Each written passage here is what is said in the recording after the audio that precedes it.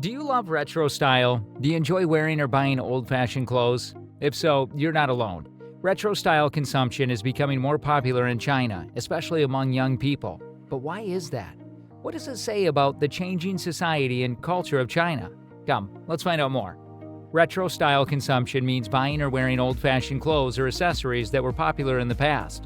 Some people like the retro style because they think it's a unique, nostalgic, or authentic. Retro-style consumption is becoming more popular in China, especially among young people who are influenced by Japanese vintage culture and social media.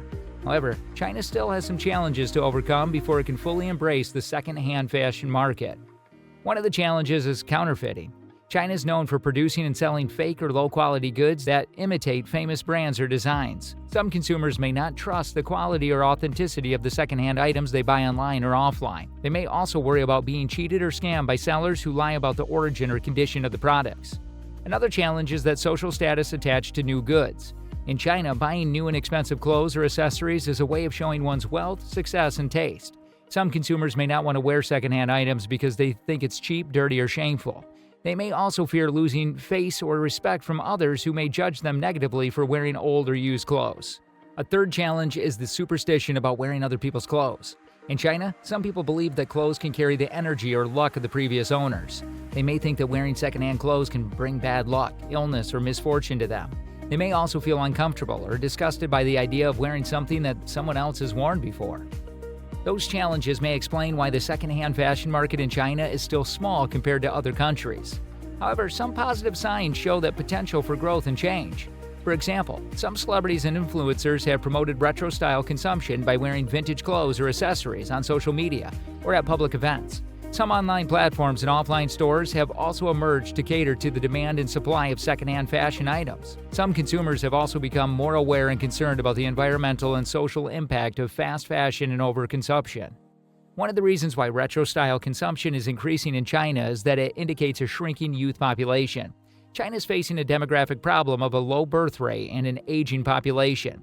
This means that fewer young people can drive the consumption and innovation of the fashion industry. As a result, some young people may turn to retro-style consumption as a way of expressing their individuality, creativity, and identity.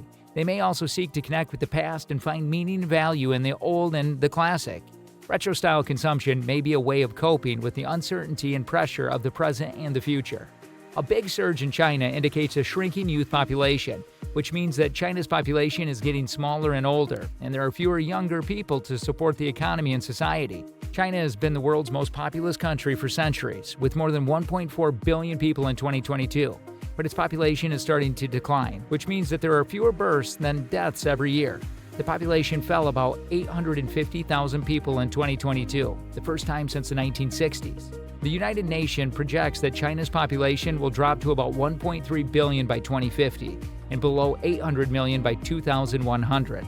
This population decline is caused by a combination of factors, such as the one-child policy. China introduced the policy in the 80s to limit population growth and reduce poverty. It meant that most couples could only have one child, and they faced penalties if they had more.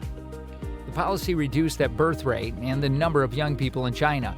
It also created a gender imbalance because many families prefer to have sons over daughters. As a result, China has about 30 million more men than women, and many men cannot find wives or start families. The one-child policy was scrapped in 2015, and couples can now have up to 3 children, but this has not reversed the trend of low fertility. The high cost of living. Many young people in China face economic and social pressures that make it hard or expensive to have children. They have to deal with rising housing prices, education costs, healthcare expenses, and taxes. They also have to work long hours and compete for jobs in a slowing economy. Many young women are more educated and independent than before, and they do not want to sacrifice their careers or freedom to have children. They also have discrimination and inequality in the workplace and at home, where they are expected to do most of the housework and childcare. The changing attitudes. Many young people in China have values and lifestyles that are different from those of their parents and grandparents. They're more individualistic, urbanized, and influenced by Western culture. They're less interested in marriage and family and more interested in personal development, travel, and entertainment. They also have more choices and opportunities to pursue their interests and goals. And they don't feel the same pressure or obligation to follow the traditional norms of having children and supporting their elders. The shrinking youth population has serious consequences for China and the world, such as the aging problem. China's population is getting older, and there are fewer young people to take care of them. The working age population, those between 16 and 59 years old, is about 875 million in 2022 and is expected to fall by another 35 million by 2027. This means that there will be fewer workers to produce goods and services and more retirees to consume them. This will reduce China's economic growth and tax revenue and increase spending on pension and healthcare. It'll also create a social burden for the young people, who will have to support their parents and grandparents, as well as their children, with less income and resources. The global impact.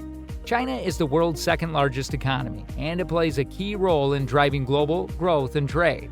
It's also a major political and military power, and it has ambitions to become a global leader and rival the United States. But its population decline will weaken its economic and strategic position and make it harder to achieve its goals. It'll also affect the rest of the world, which depends on China as a market, a supplier, and a partner. The world will have to adjust to a new reality where China is not the dominant force it used to be and where other countries, such as India, may take its place.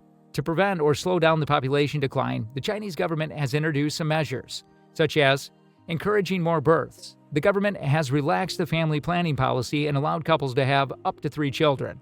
It's also offered some financial incentives, such as tax breaks, subsidies, and loans to help families with the cost of raising children. It has also tried to improve public services, such as education, healthcare, and childcare, to make it easier and more affordable for parents to have and raise children. Supporting the young generation. The government has recognized the need to address the issue and challenges that young people face, such as high cost of living, gender inequality, and changing attitudes. It's launched some initiatives, such as providing more housing options, promoting gender balance, and enhancing Social Security to help young people achieve their aspirations and improve their well-being. It has also encouraged more innovation, entrepreneurship, and creativity among young people to foster a more dynamic and diverse economy and society. Adapting to the new reality. The government has realized that the population decline is inevitable and irreversible, and that it has to be prepared for the future.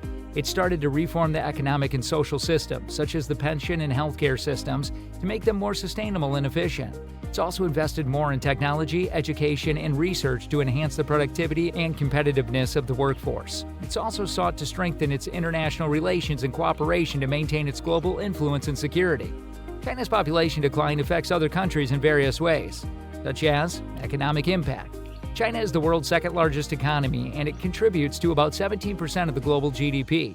It's also a major trading partner and source of demand for many countries. A shrinking population means a shrinking workforce, which could reduce China's productivity and growth. It could also lower China's consumption and investment, which could affect the global demand and supply of goods and services. A weaker Chinese economy could undermine its global influence and competitiveness and create challenges for other countries that depend on China as a market, a supplier, or a partner. We've seen how retro-style consumption is becoming more popular in China. But what are the challenges and opportunities for the second-hand fashion market in China? How can China overcome the barriers of counterfeiting, social status, and superstition? Comment your thoughts on this, and don't forget to like, share, and subscribe.